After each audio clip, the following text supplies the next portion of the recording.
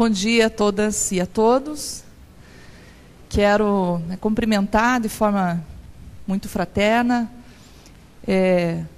companheiras e companheiro de mesa, dizer da satisfação de estar mais uma vez dividindo essa mesa com a Thelma. A Thelma, ao assumir esse desafio como diretora, vem colocando na agenda pública a proteção especial, e eu acho que é muito importante porque foge um pouco das pactuações mais internas da assistência e conseguiu construir uma agenda positiva interministerial e tem avançado bastante. Para nós é um orgulho muito grande, ela é paranaense, de estar nesse desafio de expandir direitos e políticas de Estado. A alegria também de estar com a Nilceia, e ao cumprimentar a Nilceia, cumprimentar todos e todas, trabalhadores sociais, que têm uma história de luta cotidiana pelos direitos. A gente reconhece e valoriza, reconhece na Nilceia, como reconhece em muitos e muitas, essa postura ética, esse compromisso com a garantia dos direitos, com a coletivização dos processos. Então, para mim é uma alegria muito grande, viu, Nilceia, estar com você aqui, que expressa esse compromisso coletivo com a expansão dos direitos no Brasil e em Curitiba. O Edmilson também, que aqui representa o IMAP, que para nós é uma referência muito importante, nos orienta. Nós estamos numa construção conjunta dos comitês, dos colegiados de gestão do Curitiba Mais Humana. Tem sido uma experiência riquíssima nos desprendermos das facilidades de um planejamento gerencialista que aponta apenas como deve ser implementado e construir um novo paradigma baseado na concepção da administração deliberativa, que aponta, constrói, orienta a democracia como um processo, não como um fim nela mesma, e sendo um processo, é um processo político, ético, também técnico, entendendo a democracia como a convivência e disputa entre projetos políticos, projetos coletivos que portamos. Então, ao explicitar, e muitas vezes no conflito, na divergência, construindo consenso, colocando a democracia como regime de vida no cotidiano, tem sido uma experiência fantástica. Nós estamos acompanhando a construção de um novo método que transcende a fragmentação das ações, transcende qualquer tipo de metodologia que se proponha a solucionar problemas de forma individual. A proposta é trabalhar na solução conjunta de fenômenos complexos, problemas em gestão, encontrando no diálogo, nos espaços sociais e coletivos, com a participação direta da população, de lideranças, de novas possibilidades de construir coletivamente esses territórios, colocando e visibilizando que reconhecemos que existe desigualdade. Porque nas gestões existe também uma preocupação de ocultar os problemas, as gestões públicas. Nós estamos numa postura, até orientados por essa concepção, que não transformamos aquilo que não conhecemos. E aquilo que conhecemos revela que temos várias Curitibas nela mesma. E essas várias Curitibas expressam desigualdades territoriais, desigualdades sociais, ambientais. E enfrentar a desigualdade de forma fragmentada, pontual, no caso, principalmente das populações mais vulneráveis, significa a gestão da pobreza. Nós não estamos aqui para fazer a gestão da pobreza e dos problemas. Cumprimentar todas eu vejo quase todas aqui, as supervisoras regionais, especialmente a Dara, porque a Dara estava à frente da diretoria de proteção especial quando nós planejamos essa construção. Então, boa parte do que eu estou falando aqui é, sem dúvida, a expressão dessa construção coletiva. O Igor coordena direitos humanos. Essa coordenadoria é muito importante para nós, ela engendra as possibilidades de Curitiba, de fato, consolidar um espaço, um locus, que vocaliza demandas por políticas de grupos historicamente vulnerabilizados e invisibilizados. Nós estamos numa construção conjunta, vejo que a Nádia está aqui também, de construir um centro de direitos humanos, né? Isso vem de uma perspectiva também participativa. Vou sinalizar várias questões que estão orientadas pela administração deliberativa. Quando nós assumimos a gestão, essa preocupação ela foi colocada como até uma diretriz. Vamos fazer um diagnóstico e reconhecer quais são os principais desafios em Curitiba, né? Esse diálogo sobre os problemas, sobre os desafios, eles têm sido feitos de forma muito coletiva, não só na FAS, né?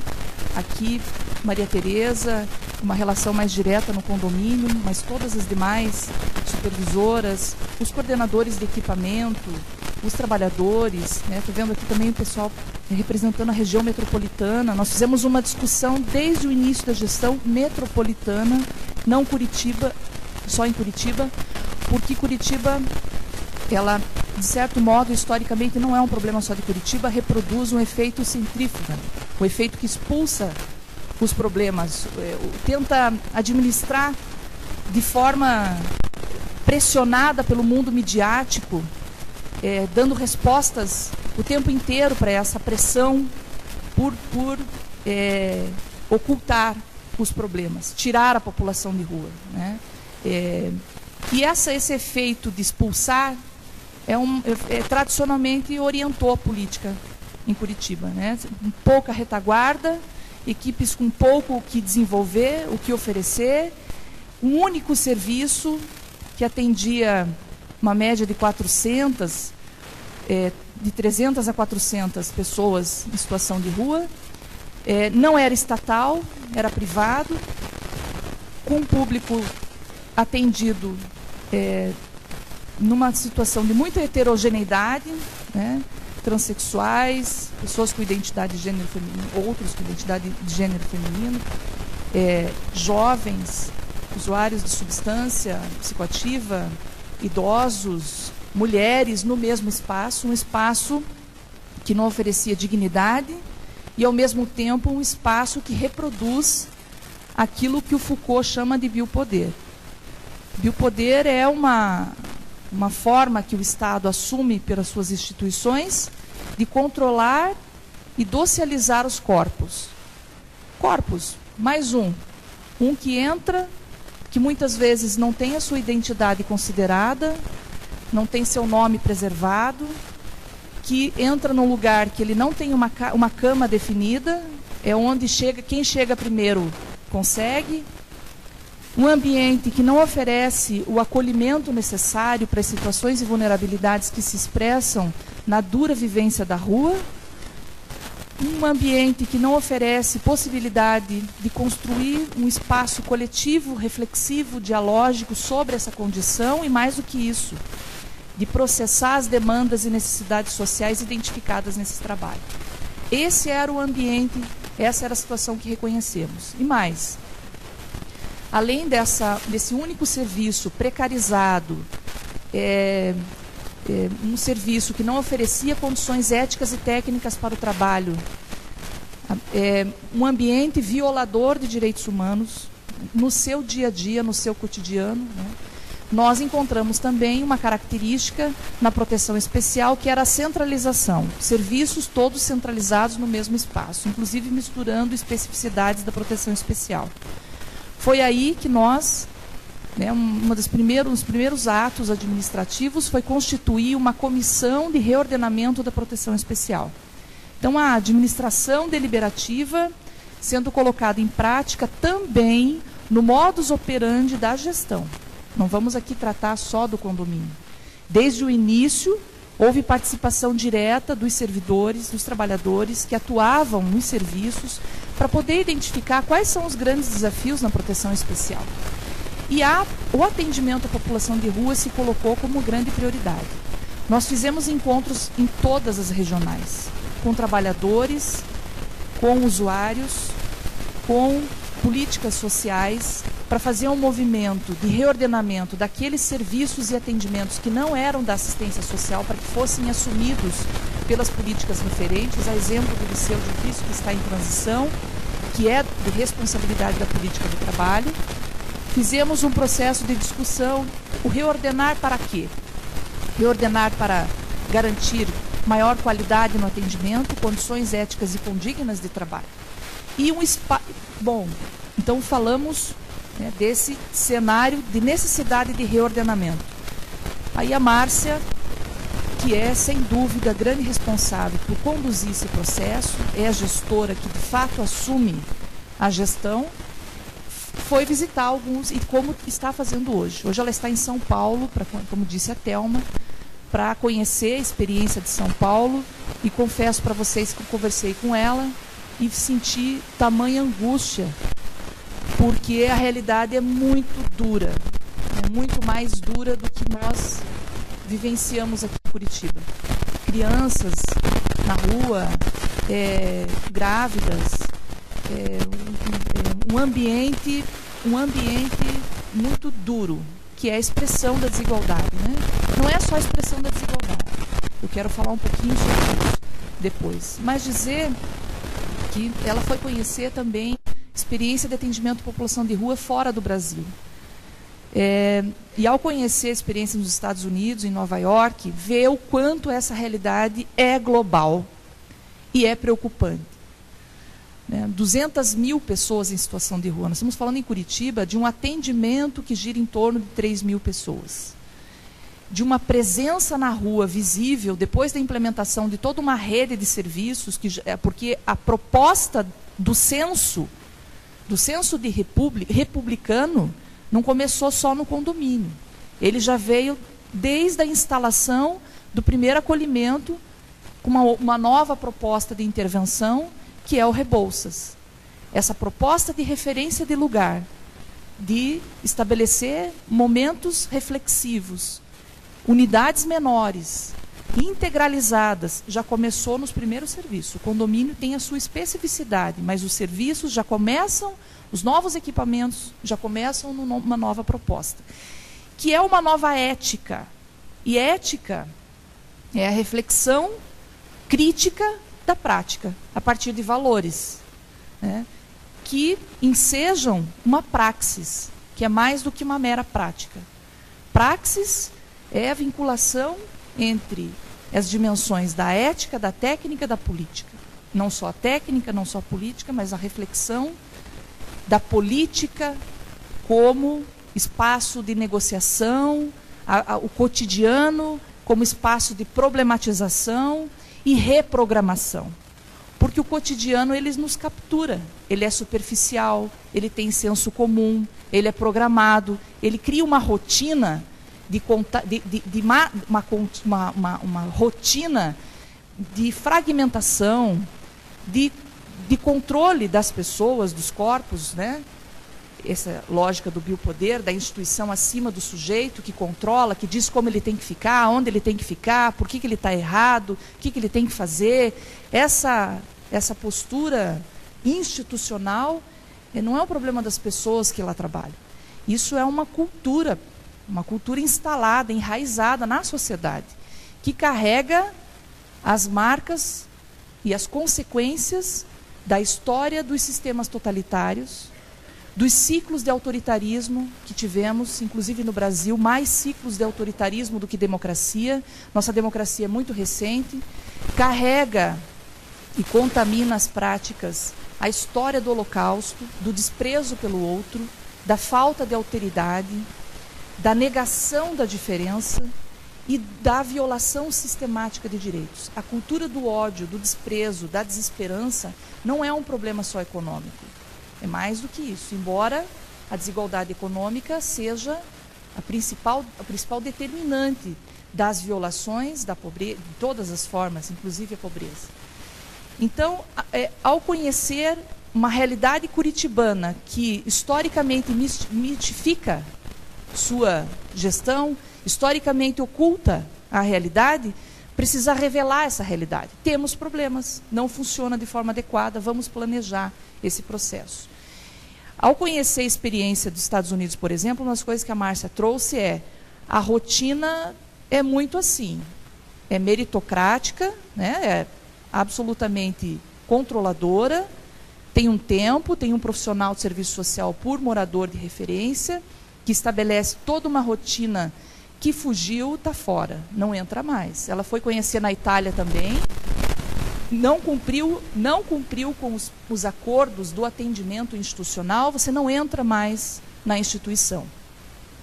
Eu acompanhei um pouco dessa experiência fora da gestão, quando existiram iniciativas controladoras desse tipo. O usuário, população de rua, não poderá acessar se não cumprir com o determinado. Né? Nós temos que discutir regras institucionais. Toda instituição tem regras. A questão é como elas são construídas. E a Nilceia vai poder dizer isso para nós. Não é possível não ter regra na democracia. Não é possível não ter uma relação de pactos sistemáticos entre, inclusive, trabalhadores e usuários nesse processo cotidiano. Não é possível, senão não se constrói possibilidades nenhuma de processo educativo e de interrupção da trajetória de rua quando é possível que isso aconteça. Bom, cadê o controlinho? Aquele. Então, primeiro dizer dessas diretrizes, do reordenamento, da diretriz da construção de uma Curitiba mais humana, uma nova ética sobre a política pública que se instala nessa perspectiva da transversalidade e da indivisibilidade dos direitos humanos. Quando falamos de indivisibilidade dos direitos humanos, estamos falando, não queremos políticas fragmentadas. Quando as políticas são fragmentadas, elas fragmentam a vida social, e ao fragmentar a vida social, reproduzem a própria desigualdade. Curitiba mais humana, desde o início da construção do plano plurianual, significa um novo diálogo com a sociedade curitibana e novas políticas para Curitiba, construídas de forma participativa. Por isso, é hoje o tema, o lema e a meta e a marca da gestão como um todo. Começa na coordenação da assistência social com políticas específicas em direitos humanos para mulheres, crianças, idosos. Ela começa como um dos programas, dos 12 programas de governo, mas ela hoje tem uma transversalidade entre os 12 programas, né, de governo, nessa perspectiva, como diz o prefeito, de um legado imaterial. Só que o legado imaterial, se ele só for afirmado, vamos deixar um legado imaterial, o que se espera de nós? A materialização disso que é imaterial. Nós precisamos sistematizar essas práticas cotidianas que revelam o legado imaterial do respeito, da alteridade, né, do reconhecimento de que estar na rua não é uma questão simples, não se tem resposta simples para fenômenos complexos, um diálogo com a sociedade direto, sistemático, sobre violações, difundindo novos valores ético-políticos como o respeito, né, especialmente, nesse enfrentamento de questões que Curitiba precisam ser enfrentadas, como a cultura do ódio, da intolerância, da indiferença. Infelizmente, nós temos uma cidade muito solidária. Né? Eu sou curitibana, posso falar. Mas também de muita intolerância e de invisibilidade de violações. Temos muitas violações por homofobia, por situação de rua, violência sistemática. E nós estamos disputando, sim, uma concepção de Estado, porque, infelizmente, vivemos no estado do Paraná um estado de exceção, um estado de violência, um estado penal. Nós aqui em Curitiba estamos falando, acolhemos, reconhecemos as diferenças e fortalecemos e defendemos a diversidade. Queremos políticas integradas, estruturantes, de impacto social, que melhore a condição de vida da população, erradicando a extrema pobreza, tendo atuações mais efetivas, transformadoras. E temos um estado de exceção violento. Né? Posso dizer para vocês que o aumento da violação de direitos de pessoas em situação de rua em Curitiba aumentou muito de uns tempos para cá.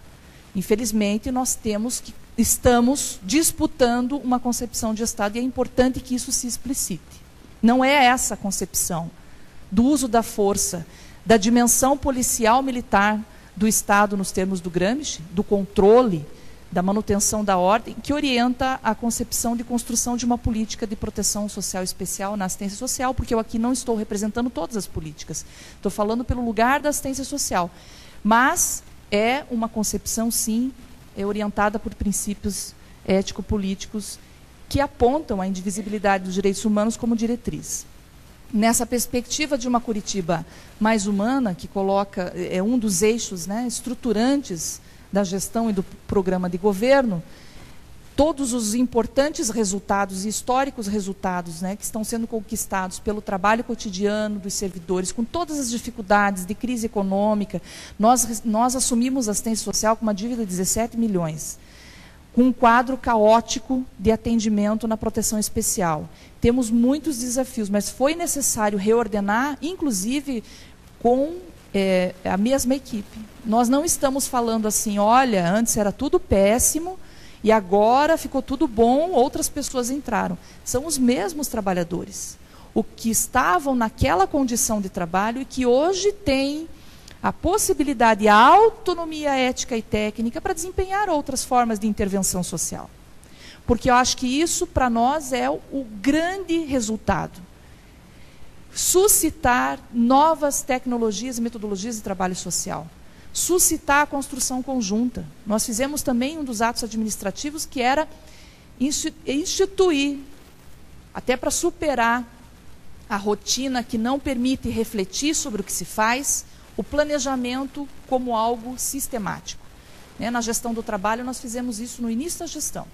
Então, todos os equipamentos sociais precisam planejar o seu cotidiano para permitir que possam discutir, estudar, construir conjuntamente, né? Então, tem isso por portaria. A necessidade de que nós possamos, porque cotidiano é isso, se eu não paro e suspendo sem sair dele, eu entro na rotina.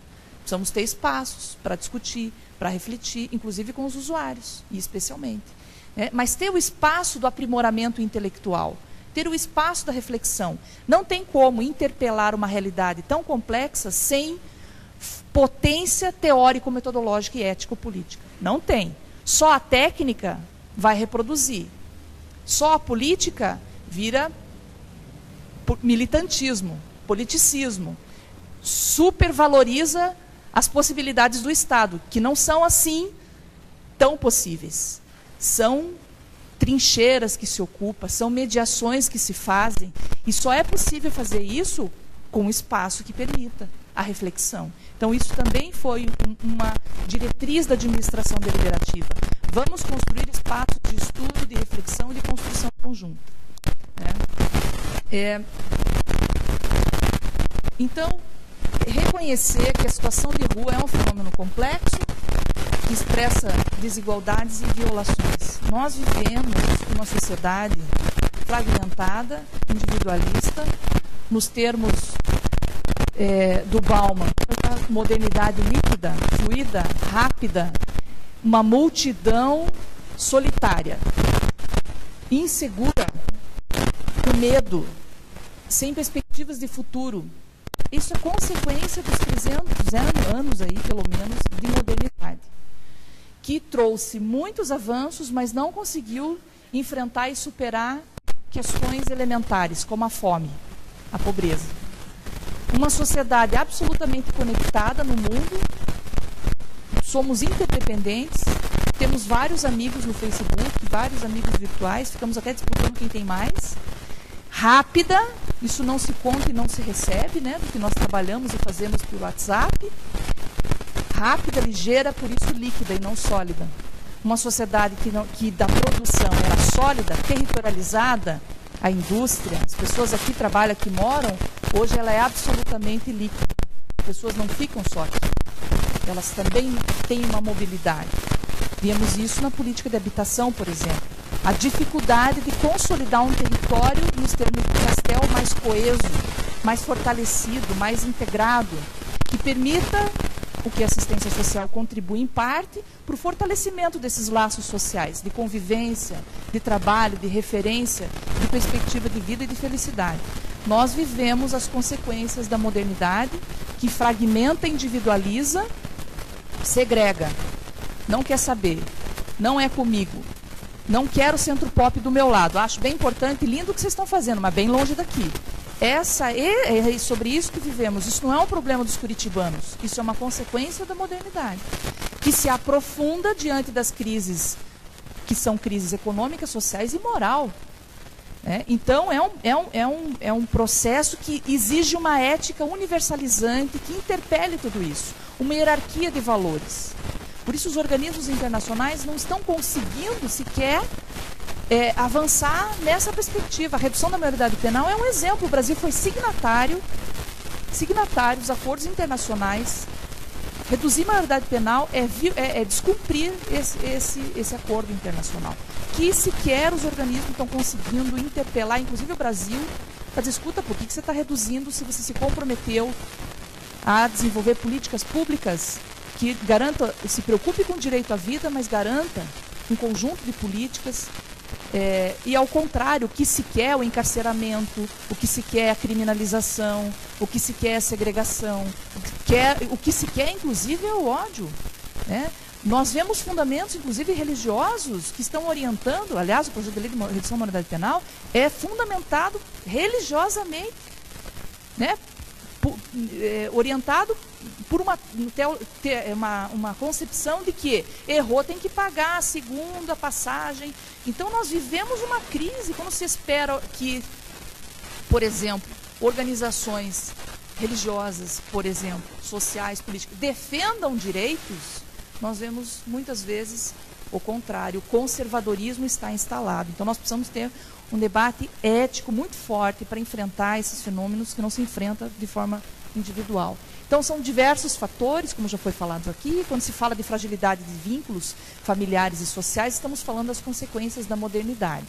Consequências que trazem essa condição, que é um pouco isso, né? Aqui nós temos essa charge que diz assim, a maioridade penal vai ser 16 anos, sem problemas, a gente nunca chega até lá. Quem são importantes? População de rua, por exemplo, ou adolescentes, população pobre, negra do Brasil, tem importância? População de rua tem importância? Para que um serviço qualificado? Esse foi um dos desafios que nós enfrentamos. Para que fazer um serviço qualificado para a população de rua, né? São corpos importantes, pessoas importantes, precisamos, né, garantir esse acesso. Então, há uma cultura neoliberal, medidas de redução dos direitos, os países que reduziram direitos, orientados pelas medidas de austeridade, os fenômenos aumentaram, vários países, mortalidade infantil, um conjunto, né, de avanços que tinham conquistado retrocederam. Nós vivemos essa cultura do desmonte dos direitos, uma ausência de reforma estruturante, um discurso de que diante da crise precisamos reduzir direitos, diante da crise precisamos de reduzir serviços. Um vetor regressivo, que é o maior, regressivo, conservador, autoritário, de senso comum, mas também temos vetores emancipatórios, como diz Agnes Heller, né? Os valores libertários, emancipatórios, eles estão na sociedade. Nós é que temos que fortalecer, reconhecer os processos emancipatórios, progressistas, libertários, transformadores, que eles estão latentes na sociedade. O problema é que, como diz Bourdieu, há uma predisposição das estruturas serem mais estruturantes do que estruturadas. Nós temos mais a marca da instituição do que nós marcamos a instituição. E isso é um processo que só se constrói ética e politicamente. Então é preciso compreender a complexidade dessas múltiplas determinações dos fenômenos sociais, divisibilidade dos direitos. Tivemos avanços importantes para a população de rua. Nós aderimos em 2013 à política nacional, o prefeito assumiu o compromisso de construir políticas mais integradas, mais transformadoras, mais qualificadas a partir da orientação da política nacional. Fizemos 6 novas unidades de acolhimento para a população de ruas e garantindo as especificidades em direitos humanos, né? Exemplo da Casa de Mulheres. E agora vamos construir também um acolhimento, organizar um acolhimento para a população idosa que está na rua. Vamos também inovar em outras formas de acolhida na rua e de trabalho integrado. Temos uma agenda extremamente positiva com a saúde, aliás, mensal, que desde o início a gente vem mantendo, sistemática de integração com o consultório na rua, abordagem, consultório, estamos unificando procedimentos, discutindo estratégias mais integradas para construir uma nova referência, porque nós também no diagnóstico identificamos o seguinte: eu não quero ir para a FAS, prefiro ficar na rua. Então também é o desafio para nós vincular de um outro modo a população usuária da assistência social. Que essa resistência que ficou de que na FAS eu vou, é pior, eu dormir na FAS, prefiro dormir na rua, sob o risco de alguém passar, inclusive, violentando, até matando. É melhor que ficar na FAS. Veja que crise moral, institucional que nós precisávamos recuperar. E recuperar o valor do trabalho social, que é imaterial. A grande mediação na assistência social é o trabalho. É essa ressignificação, escuta, você tem um nome, você está aqui porque você tem direito. Esse é o mais importante. Vocês vão ver na fala da Nilceia essa passagem de assujeitado, tutelado para sujeito de direito. Esse é o processo mais importante. Abordagem social descentralizada nos CREAs. Aqui também, Thelma, discutimos a necessidade do cadastro único ir para os CREAs, estamos trabalhando nisso. Né? Para os centros POPs também, né? Já está desse modo, tentando ao máximo desburocratizar. Isso foi uma preocupação nossa inicial. Fomos conhecer algumas experiências e aí temos, quem sabe, que construir então percursos. O condomínio não é porta aberta para o atendimento. Ele tem uma lógica de não ser porta aberta, porque ele está integrado às outras passagens, a uma sustentabilidade, uma condição que permita um trabalho mais coeso ali entre os pares, que a Nilceia vai poder também explorar mais. Casa de passagem para indígena artesão é a primeira casa de passagem do Brasil coordenada pela FUNAI, por uma indígena. Exigiu de nós toda uma pactuação com as comunidades indígenas, com as lideranças, com os caciques. Nós conseguimos retirar, então, as crianças e os indígenas que estavam nos viadutos numa condição de violação de direitos. Num processo, né, importante que tem sido construído de valorizar a cultura dos povos tradicionais também. Não é só uma questão de resolver o problema de tirar da rua. Tem outras pautas. Tem uma pauta com o Estado para que tipo de políticas estão sendo feitas de forma regional. Nós queremos fazer uma discussão, a Cris está aqui, de Piraquara, metropolitana, de região de assistência social. Por que a população... Porque Curitiba é um polo de fluxo migratório, é um polo de desenvolvimento econômico. Desde a década de 70 concentrou aqui as oportunidades de acesso ao direito econômico e nós, com isso, trouxemos ou vivenciamos o crescimento desordenado e uma dificuldade. Então não adianta só discutir Curitiba, o que fazer com a população na rua, o que fazer com os indígenas. Tem um debate do papel do Estado, políticas regionais, um debate nacional sobre fluxo migratório, sobre as possibilidades que os municípios, especialmente em metrópoles, estão tendo de receber migração externa. Os haitianos não chegaram ainda na assistência social com uma demanda significativa. Nós atendemos 6 mil pessoas migrantes ano em Curitiba, migração interna e externa. Né? Atendemos mais de 3 mil nos acolhimentos e nos centros POPs. Então é uma realidade que tende a aumentar se não tiver uma política nacional. Então nosso diálogo como metrópole não é local, ele é nacional. E por isso é muito importante a Márcia construir uma agenda direta com a Secretaria Nacional. Ela representa as metrópoles. Nós vamos discutir essa regionalização de um outro modo. Né? E com outras políticas de Estado, não só na assistência social. Então, essas estratégias, né, descentralizar, regionalizar, integralidade da proteção, a intersetorialidade das políticas para tratar da condição de rua, a integração entre equipamentos e fluxos para os percursos educativos, orientou a organização do condomínio e dos demais equipamentos, administração deliberativa, qualificação do atendimento, direitos humanos, um plano de reordenamento. O legado da Copa trouxe também um fluxo regionalizado de atendimento à população de rua, não só crianças e adolescentes. Nós aproveitamos e construímos uma agenda positiva entre os municípios da região metropolitana para superar essa expulsão da população. Bota na Kombi, vai lá, deixa em qualquer lugar. Temos que nos integrar cada vez mais como metrópole, que não é só Curitiba. E isso foi um legado importante.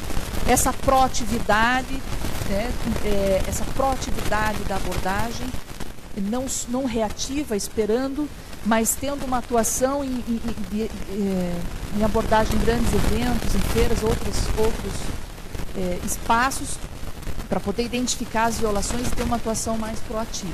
E ser um serviço 24 horas. Nós vamos implantar um centro de direitos humanos 24 horas, para ter uma proteção social 24 horas. E mais, o SAV hoje atende vitimizado. Nós vamos integralizar o atendimento. Nosso papel na assistência social é proteger, é aplicar a medida protetiva.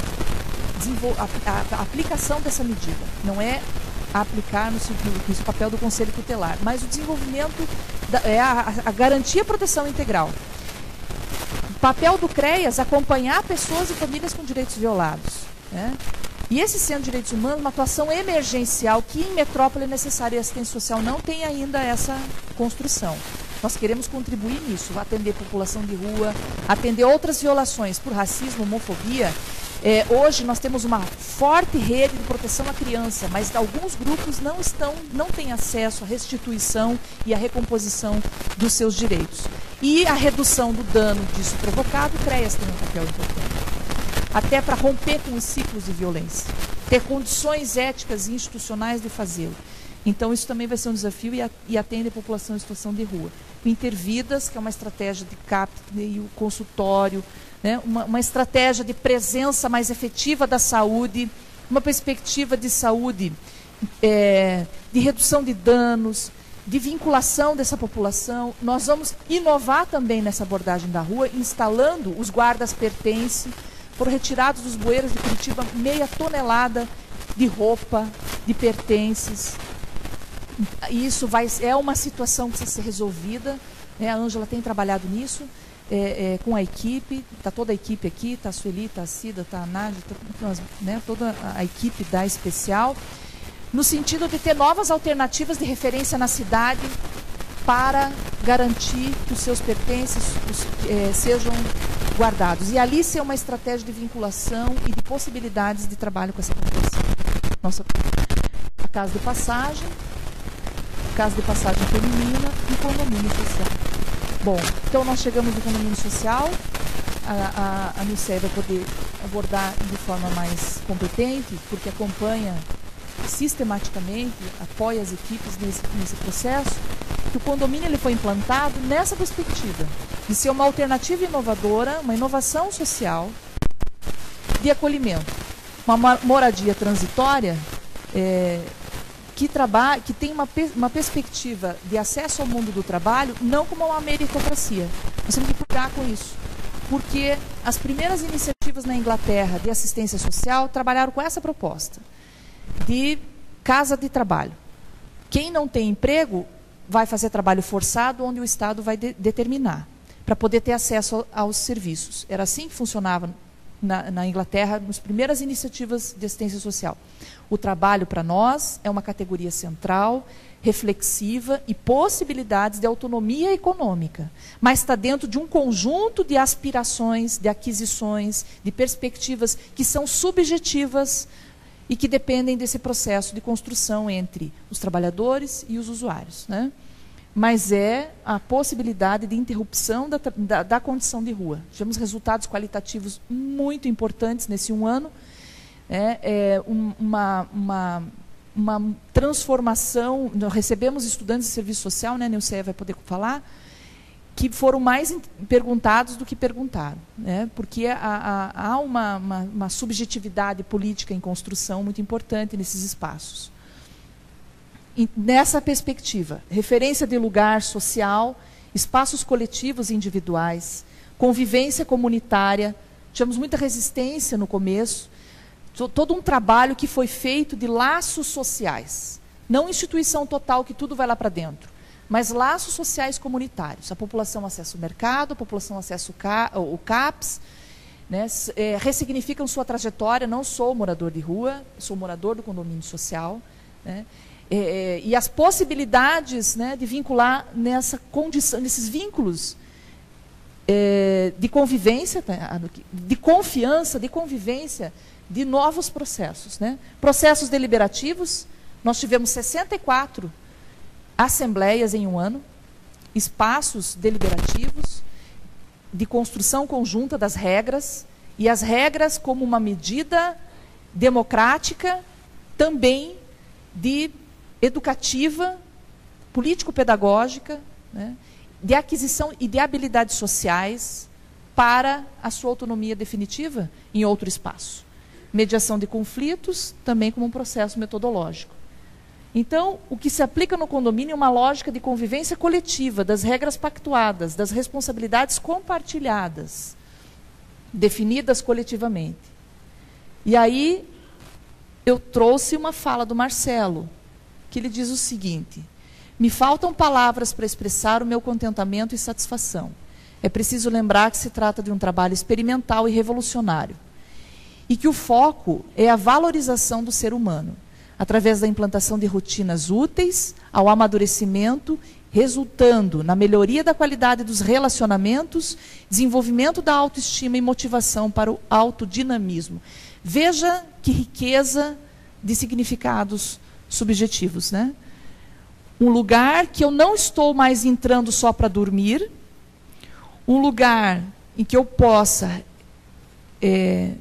exercer a participação na construção desse espaço, né? E que eu possa ter condições e novas possibilidades de construir a vida social. Bom, então com isso eu encerro dizendo que essas diretrizes que orientam não só o condomínio social, elas orientam todos os equipamentos de atendimento à população em situação de rua.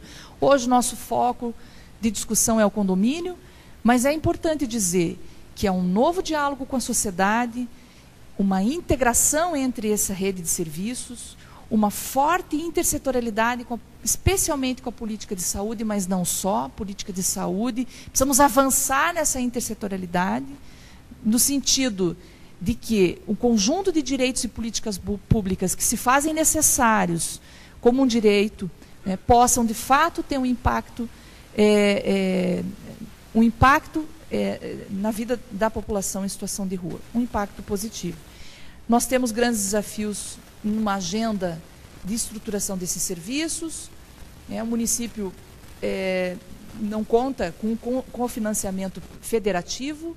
Nós aderimos a todas as pactuações da Secretaria Nacional, atendimento a migrante, reordenamento do acolhimento, a novas estratégias, outras estratégias que não são população de rua, mas que estão nessa perspectiva de construir, superando aquele sistema de proteção social que tivemos marcadamente da década de 30 até a Constituição de 88, que é um modelo meritocrático e conservador, só tem acesso quem trabalha, só tem acesso quem cumpre aquelas regras de acesso aos serviços, mas para um modelo universal, social-democrata, no sentido do que alguns autores, como Espinha Anderson, colocam. O que significa isso?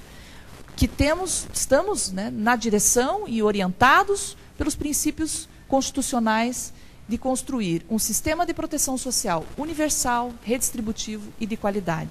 Mas nada tem sentido se o trabalho social que é desenvolvido e as condições em que é desenvolvido e essa aliança com a população usuária, também uma aliança republicana, ética, possa superar as amarras do próprio cotidiano e projetar nele as possibilidades de futuro. Um futuro de igualdade real, um futuro de relações emancipadas, um futuro sem desigualdade, que orienta essa busca coletiva no trabalho cotidiano. Eu quero agradecer, parabenizar a equipe do condomínio e de todos os demais equipamentos de acolhimento à população em situação de rua, parabenizar pela luta cotidiana e pela entrega, dedicação, ética, nesse trabalho, que é um trabalho fundamental de garantia de direitos a essa população que historicamente foi invisibilizada, historicamente culpabilizada pela sua condição, mas que são sujeitos de direitos tanto quanto nós, e que devem exercer esse direito de participar e de construir uma Curitiba mais humana e uma Curitiba efetivamente para todos e todas. Obrigada.